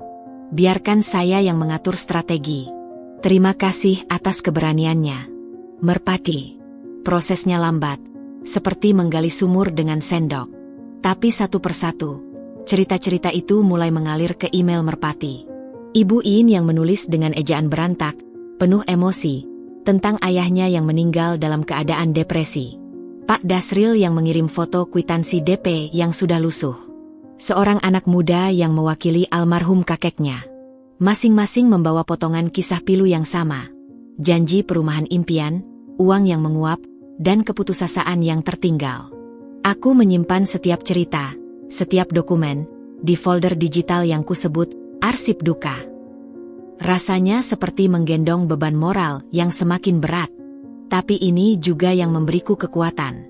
Ini bukan lagi tentang dendam pribadi. Ini tentang mereka. Sementara itu, di dunia nyata, tekanan mulai terasa. Suatu pagi, telepon rumah berdering. Bukan Mas Sadam. Suara di ujung sana dingin, terdistorsi, seperti menggunakan penyamaran. Berhenti menyelidiki. Kau tidak tahu apa yang kau hadapi. Hentikan, atau kau akan menyesal. Lalu telepon ditutup. Aku berdiri membeku di dapur. Mereka sudah tahu? Atau ini hanya terkaan untuk menakut-nakutiku? Apakah penyelidikanku sebagai merpati sudah ketahuan? Atau jangan-jangan mereka melacak kunjunganku ke loteng? Ketakutan itu kembali, seperti kabut tebal. Aku menghubungi Tante Mira. Tante, aku dapat telepon ancaman. Suara terdistorsi. Dia terdiam lama. Itu modus operasinya. Dia suka menakut-nakuti. Tapi jangan dianggap remeh, Dinda. Dia punya sumber daya. Pastikan semua jejak digitalmu bersih. Gunakan VPN. Jangan akses blog atau email merpati dari jaringan rumahmu sendiri. Pergi ke warnet atau gunakan hotspot umum. Nasihat itu kuterapkan. Aku kini seperti agen rahasia yang payah. Setiap kali ingin mengelola blog atau email merpati, aku pergi ke sebuah kafe di mall yang ramai, duduk di sudut, dengan laptop dan VPN aktif. Rasanya konyol, tapi ketakutan akan keamanan mengalahkan segalanya. Malam harinya, saat sedang asyik chatting dengan Pak Budi tentang kemungkinan mengumpulkan tanda tangan petisi virtual, Mas Sadam menelepon via video call. Wajahnya di layar tampak ceria tapi lelah, dengan latar belakang senja di Bali. Din, kamu baik-baik saja? Suaramu kenapa datar sekali? Aku tersentak. Ah, tidak. Cuma lagi sedikit pilek, kayaknya. Batinku menyusun alasan cepat. Lagi di depan AC terus. Gimana di sana? Lancar. Tapi rindu banget sama kamu. Ada sesuatu nggak? Kamu kayaknya jauh. Enggak, Mas. Beneran. Cuma lagi banyak kerjaan desain. Ucapku, memaksakan senyum. Berbohong padanya terasa seperti mengkhianati inti dari pernikahan kami. Tapi memberitahunya sekarang hanya akan membuatnya panik dan mungkin memaksanya pulang, membuyarkan segala usahaku. Oke kalau begitu. Jaga kesehatannya. Aku mungkin bisa pulang lebih cepat, minggu depan. Minggu depan? Tapi kan proyeknya masih lama. Aku atur. Lagi pula, aku khawatir sama kamu sendirian. Ibu, diam-diam aku masih cemas. Jangan, Mas. Aku benar-benar baik-baik saja. Selesaikan pekerjaanmu dulu. Protesku, berusaha meyakinkan. Dalam hati, aku berharap dia tidak pulang sebelum aku mendapatkan bukti yang benar-benar solid. Setelah video call berakhir, rasa bersalah menusuk. Tapi pandanganku jatuh ke layar laptop lain yang masih terbuka, menampilkan draft artikel di blog merpati yang sedang kutulis. Menyatukan suara, kisah In dan ayahnya yang terluka. Aku menatap foto-foto kwitansi lusuh yang di-scan oleh Ibu In. Tidak. Aku tidak bisa berhenti sekarang. Terlalu banyak yang sudah dipertaruhkan. Bukan hanya olehku, tapi oleh Pak Budi, Ibu In, dan lainnya. Permainan kucing-kucingan digital ini harus berlanjut. Aku harus lebih hati-hati, lebih cepat, dan lebih cerdik. Aku menutup laptop, memandang gelapnya malam di luar jendela. Di suatu tempat di Pondok Indah, mungkin Ibu Sari juga sedang tidak tidur, mencoba melacak siapa di balik akun-akun anonim yang mulai mengancam kerajaan dustanya. Perang diam-diam ini telah memasuki fase baru. Dan kali ini, aku bukan hanya Dinda yang membela diri. Aku adalah merpati, yang membawa bukti-bukti dan menyatukan suara-suara yang selama ini dibungkam. Arisan besar keluarga Setiawan adalah acara tahunan yang tak pernah absen. Sebuah ritual di mana kehebatan sosial dan kekayaan ditampilkan dengan sempurna. Tahun ini, giliran rumah keluarga besar di Bogor, milik almarhum kakek Mas Sadam. Tante Mira memberitahu rencananya seminggu sebelumnya melalui telepon rahasia, kali ini menggunakan aplikasi panggilan terenkripsi. Dengarkan baik-baik, Dinda. Semua anggota keluarga yang penting akan datang. Ibu Sari pasti akan tampil sempurna, memakai perhiasan termewahnya. Dia tidak akan pulang sebelum sore, bahkan mungkin malam. Ini kesempatan kita yang terakhir dan terbaik. Kenapa terakhir, Tante? Tanyaku, jantung mulai berdetak lebih kencang. Karena setelah telepon ancaman itu, dan setelah kejadian loteng rumahnya, dia pasti sudah memindahkan atau menghancurkan bukti-bukti terpenting. Tapi aku punya firasat. Dia terlalu percaya diri. Dia pikir tidak ada yang berani menyentuh rumah keluarga di Bogor, apalagi lotengnya yang penuh barang tua. Itu adalah arsip lamanya, sebelum dia pindah ke Pondok Indah. Jika ada dokumen asli, surat wasiat asli, atau buku kas tangan, itu ada di sana. Rencananya sederhana namun berisiko tinggi. Tante Mira akan pergi ke arisan, sebagai peserta sekaligus pengalih perhatian. Aku, yang sudah diputuskan tidak diundang, sebuah pengucilan halus lainnya, akan menyusup ke rumah Bogor saat acara puncak sedang berlangsung. Tante Mira telah membuatkan kopi kunci pintu belakang. Tapi, bagaimana dengan penjaga rumah? Tanyaku, ingat akan seorang kakek-kakek yang menjaga rumah tua itu. Pak Kardi, penjaganya, pasti akan dipanggil ke acara utama di pavilion taman untuk membantu. Rumah utamanya akan kosong. Aku menarik napas dalam. Baik, aku lakukan. Hari H datang dengan cuaca mendung yang suram, seolah alam ikut merasakan keteganganku. Aku memakai busana paling sederhana, celana jeans hitam, kaos polos, hoodie abu-abu, dan sepatu kets. Tidak ada perhiasan, tas kecil hanya berisi senter kuat, sarung tangan lateks, power bank, dan ponsel yang sudah dimatikan fitur pelacakannya. Tante Mira sudah berangkat lebih awal. Pukul 13, saat acara arisan pasti sedang ramai dengan sesi makan siang dan gosip, aku naik taksi online menuju kawasan Bogor. Alamatnya di daerah yang sepi dan asri, rumah-rumah besar berdiri di balik pagar tinggi. Aku turun di sebuah warung kecil 200 meter dari lokasi, lalu berjalan kaki. Rumah itu, warisan kolonial bergaya Indis, terlihat megah namun angker. Terdengar suara musik dangdut dan riuh rendah percakapan dari arah pavilion di belakang. Persis seperti prediksi. Dengan jantung yang berdebar kencang, aku menyusuri sisi pagar, menemukan pintu kayu kecil yang tersembunyi di balik semak belukar. Kunci digital dari Tante Mira bekerja dengan sempurna. Klik. Aku menyelinap masuk. Halaman dalam sunyi. Aku melesat menuju pintu belakang rumah utama. Kunci kedua juga bekerja. Aku masuk ke sebuah ruang jemur yang gelap, lalu ke koridor utama. Interior rumah ini gelap, berat, dipenuhi furnitur kayu jati tua dan potret-potret keluarga yang matanya seolah mengikutiku. Aroma kayu lapuk dan kapur barus menusuk hidung. Aku tidak punya waktu untuk takut. Langsung menuju tangga kayu lebar di tengah rumah yang berderit pelan di bawah langkahku. Lantai 2 lebih sunyi, lebih gelap. Tante Mira mengatakan lotengnya ada di ujung koridor kanan, di atas plafon kamar tidur utama. Aku menemukan kamar itu, kamar almarhum kakek, dan melihat sekeliling. Tidak ada tangga lipat yang terlihat. Plafonnya polos. Aku mulai mengetuk-ngetuk panel kayu. Hingga di sudut dekat lemari besar, suara ketukanku terdengar kopong. Aku meraba-raba, dan jempolku merasakan sebuah lekukan kecil. Aku mencungkilnya, dan sebuah panel persegi kecil terbuka, mengungkap sebuah ring besi berkarat. Aku menariknya. Dengan suara gemuruh yang menggelegar di keheningan yang mencekam, sebuah tangga kayu yang jauh lebih kokoh daripada yang di Pondok Indah turun dari langit-langit. Debu beterbangan. Aku menyalakan senter dan mulai mendaki. Loteng di sini jauh lebih besar, lebih berantakan, dan lebih suram. Sinar senter membelah kegelapan yang pekat, menampilkan tumpukan peti kayu, kursi roda tua, mesin jahit antik, dan tumpukan koran yang dibundel. Udara begitu pengap sampai-sampai susah bernapas.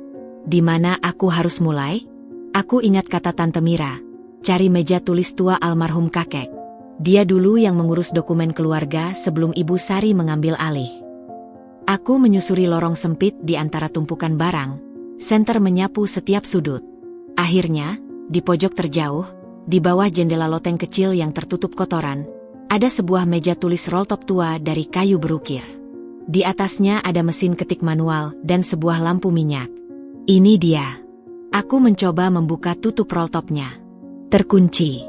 Aku melihat sekeliling, mengambil sebuah linggis kecil dari tumpukan perkakas. Dengan sedikit tenaga, aku memaksa kunci kecilnya.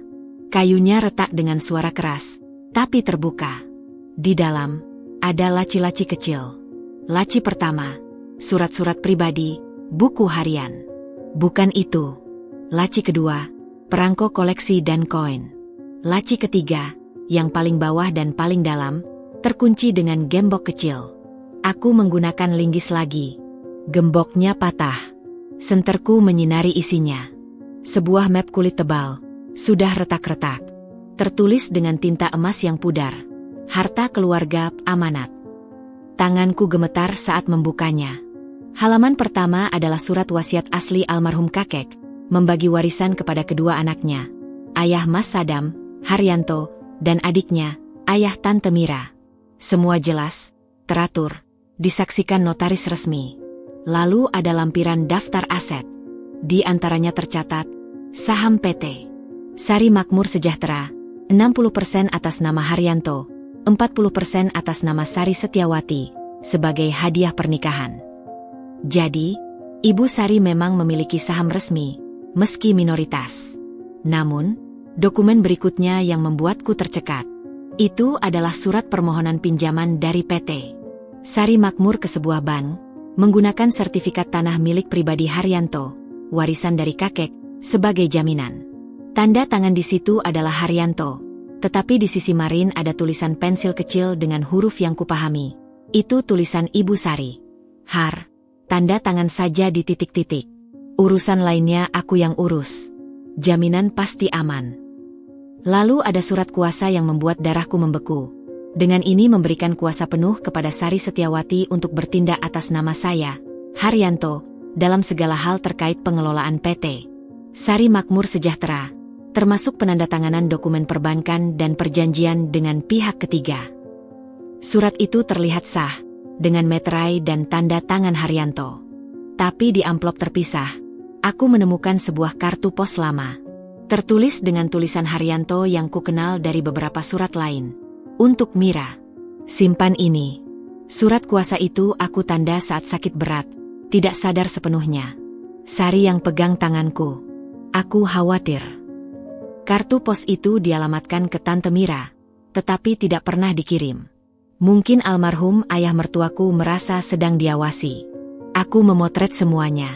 Surat wasiat asli, daftar aset, surat pinjaman, surat kuasa, dan kartu pos yang mengungkap pemalsuan. Ini adalah bukti yang jauh lebih kuat daripada catatan-catatan di Pondok Indah. Ini menunjukkan awal mula pengambil alihan. Tapi harta karun belum habis. Di dasar laci, terselip di balik papan kayu palsu, yang kurasai setelah ketukanku memberitahu, ada sebuah buku kas ledger kulit hitam tebal. Buku catatan keuangan tangan PT Sari Makmur di tahun-tahun awal. Aku membukanya. Entry-entry awal rapi, menunjukkan bisnis yang sehat. Lalu, sekitar 2001, mulai muncul entry-entry aneh. Transfer ke RS, S, perhiasan, untuk S, mobil sedan, S. Semuanya didebet dari kas proyek. Dan jumlahnya fantastis. Lalu ada entry besar bertuliskan, pembayaran kepada notaris BS untuk pengurusan dokumen tertentu, 50 JT. Tanggalnya mendekati pembuatan surat wasiat versi jaga-jaga yang kudapati di Pondok Indah. Aku memotret setiap halaman penting buku ledger itu. Tanganku sudah pegal, debu memenuhi paru-paru, tapi semangatku membara. Ini adalah kepingan puzzle terakhir yang dibutuhkan. Tiba-tiba, dari bawah, suara berisik. Suara langkah kaki dan suara seseorang, wanita, berbicara keras. Aku hanya akan mengambil syal saja, kedinginan. Tunggu di bawah saja. Suara itu, suara Ibu Sari. Dia pulang lebih awal. Dan dia sedang menuju ke lantai 2. Panik total. Aku cepat-cepat menyimpan semua dokumen asli ke dalam tasku, kecuali buku ledger yang terlalu besar. Kumasukkan buku itu kembali ke tempat persembunyiannya, lalu menutup papan kayu. Aku menutup meja tulis, berusaha membuatnya terlihat seperti semula meski kuncinya rusak. Lalu aku mematikan senter, dan dalam kegelapan total, meraba-raba jalan kembali ke arah lubang tangga. Langkah Hak Tinggi sudah mendaki tangga utama. Dia akan sampai di koridor dalam hitungan detik. Aku tidak mungkin turun sekarang. Aku harus bersembunyi di loteng ini. Aku merangkak menjauh dari lubang tangga, menyusup ke celah sempit di antara dua peti besar, dan menarik sebuah terpal tua yang bau menutupi tubuhku. Tepat saat itu, lampu di loteng menyala. Dia menyalakan saklar utama.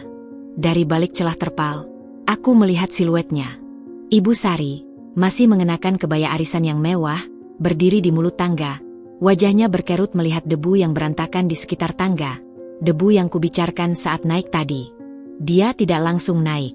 Dia diam, seolah memindai ruangan. Napasku kutahan. Debatan berdebar keras di telingaku sendiri, seolah akan mengkhianatiku. Lalu, dia berjalan pelan. Hak sepatunya tek, tek, tek di lantai kayu berdebu. Dia mendekat ke arah meja tulis. Aku melihatnya mencoba membuka roll top itu. Saat menyadari kuncinya rusak, dia mengeluarkan suara geraman rendah, seperti binatang yang terancam. Dasar tikus, berani-beraninya. Geramnya sendiri. Dia membukanya, menyorotkan lampu ponselnya ke dalam laci. Aku melihatnya merogoh ke dalam, meraba. Dia mengeluarkan buku ledger hitam itu. Dia membuka-bukanya cepat, lalu mendecak kesal. Masih ada. Dia mengambil buku itu, lalu memeriksa sekeliling lagi. Matanya yang tajam menyapu ruangan. Tiba-tiba, teleponnya berdering. Dia mengangkatnya. Halo? Iya, Mira. Iya, aku di atas. Baru mau ambil shawl. Kamu di mana? Di pavilion? Oh, mau bantu bagi-bagi door prize? Baik, aku turun sekarang. Suaranya tiba-tiba manis, berbeda dari geramannya tadi. Dia mematikan lampu loteng, dan aku mendengar langkahnya turun dengan cepat, membawa buku ledger itu bersamanya. Aku tetap tak bergerak selama mungkin, hingga yakin dia sudah benar-benar pergi. Lalu, dengan tubuh lemas, aku menyelinap keluar, turun tangga loteng, dan melarikan diri dari rumah itu melalui pintu belakang, persis seperti datangnya. Aku berlari menyusuri jalan sepi, baru berhenti ketika sampai di jalan utama dan bisa memanggil taksi online. Di dalam taksi, tubuhku masih menggigil. Tapi di tasku, tergeletak bukti-bukti yang tak terbantahkan. Surat wasiat asli, surat kuasa yang meragukan, kartu pos pemberitahuan, dan rekaman suara dari ponselku yang kurekam diam-diam saat dia bergumam dan menerima telepon Tante Mira. Tante Mira sengaja menelepon untuk mengalihkan perhatiannya, menyelamatkanku. Aku melihat keluar jendela. Hujan mulai rintik-rintik membasahi Bogor. Perasaan menang, takut, dan muak bergolak dalam diriku. Aku telah mendapatkan senjata pamungkas. Sekarang, aku tahu persis bagaimana awal mula skema penipuan itu. Ibu Sari mungkin menyelamatkan buku ledger, tetapi aku memiliki fotonya dan dokumen asli lainnya. Kini, saatnya untuk beralih dari penyelidikan diam-diam ke konfrontasi. Tapi aku harus bijak. Aku harus melindungi diriku, Mas Sadam, dan para korban. Pertempuran akhir semakin dekat, dan aku kini punya peluru untuk setiap kamar. 2 hari setelah petualangan mendebarkan di Bogor, semua bukti telah kumpul rapi, diorganisir, dan didigitalisasi. Aku duduk di ruang kerjaku, menatap folder di layar laptop yang diberi label tebal. Dosier, kejahatan pengelabuan Sari Setiawati. Di dalamnya, terbagi rapi, bukti finansial, transfer ke rekening pribadi, buku ledger, bukti hukum, surat wasiat asli versus palsu, surat kuasa bermasalah, kartu pos, kesaksian korban, transkrip email dari Pak Budi, Ibu In, DLL, dan rekaman suara, gumamannya di loteng. Ini bukan lagi sekadar senjata. Ini adalah bom yang siap meledakkan seluruh kehidupan yang dibangun di atas kebohongan. Namun, membawa ini ke polisi secara terbuka masih terlalu berisiko. Pengaruh dan jaringan Ibu Sari masih kuat. Kami butuh strategi yang lebih halus, yang memaksa dia menyerah tanpa sempat melancarkan serangan balik. Disinilah, peran Tante Mira sebagai mata-mata dalam lingkaran dalam menjadi krusial.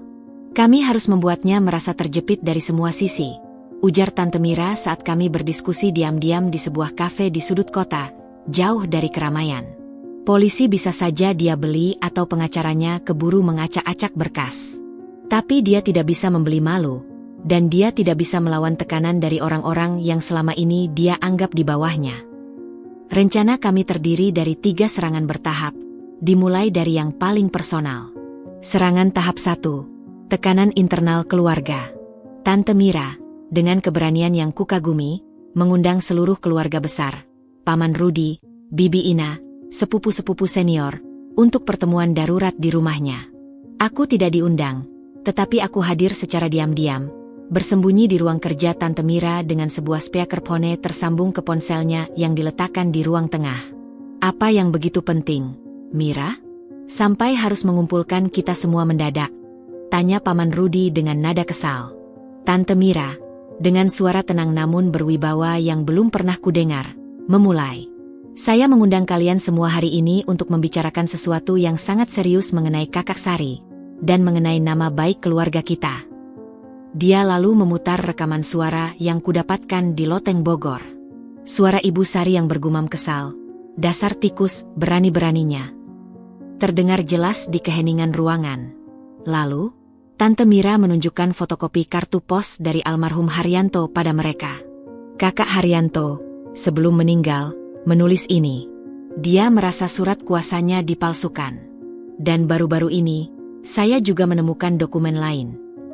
Dia menyebarkan salinan surat wasiat asli kakek dan surat wasiat, jaga-jaga, yang palsu. Kebisuan yang menyergap itu berbeda. Bukan kebisuan marah, tetapi kebisuan tercengang, terpukul. Bibi Ina adalah yang pertama berbicara, suaranya bergetar. Jadi selama ini, semua harta yang katanya dibangun Kak Haryanto sendirian. Sebagian besar adalah hasil penggelapan dana investor proyek Taman Melati, sela Tante Mira tegas. Dan uang investor itu dialihkan ke rekening pribadi Kak Sari. Saya punya bukti transfernya. Paman Rudi, yang wajahnya memerah, berdiri. Ini gila. Kalau ini bocor, kita semua bisa ikut tercemar namanya. Perusahaan keluarga kita yang lain bisa runtuh kepercayaannya. Tepat, Ruth. Itulah mengapa kita harus bertindak sebelum ini bocor, kata Tante Mira. Kita harus mendesak Kak Sari untuk mengembalikan uang yang bisa dikembalikan, dan mengundurkan diri dari semua posisi di yayasan dan perusahaan keluarga. Jika tidak, kita sebagai keluarga besar akan memutuskan hubungan dan melaporkannya sendiri. Suasana menjadi panas dengan debat. Tapi satu persatu, mereka yang khawatir akan reputasi dan bisnis mereka mulai setuju. Mereka memilih untuk melindungi keluarga dengan mengorbankan anggotanya yang menjadi kanker. Sebuah keputusan yang kejam, tapi efektif. Tekanan pertama telah dilancarkan. Serangan tahap 2, tekanan dari korban. Malam itu, dari identitas samaran merpati, aku mengirim email panjang pada Pak Budi dan Ibu In. Saudara-saudara yang terhormat, waktunya telah tiba. Kami telah mengumpulkan bukti kuat yang bisa membawa kasus kita ke meja hijau. Namun, sebelum langkah hukum yang panjang dan melelahkan, ada cara lain, tekanan langsung. Besok, akan ada artikel ekspose terbatas yang beredar di grup eksklusif komunitas investor dan media tertentu. Jika kalian bersedia, mari kita ramaikan. Bagikan pengalaman kalian di kolom komentar. Sebarkan pada kenalan yang mungkin juga korban. Mari buat suara kita bergema. Tujuan kita, memaksa dia berunding untuk restitusi. Merpati. Keesokan harinya, sebuah blog investigasi independen, yang kubuat dengan persona berbeda, mempublikasikan artikel berjudul, Duit Melayang di Taman Melati, dalang dibalik kebangkrutan ratusan keluarga.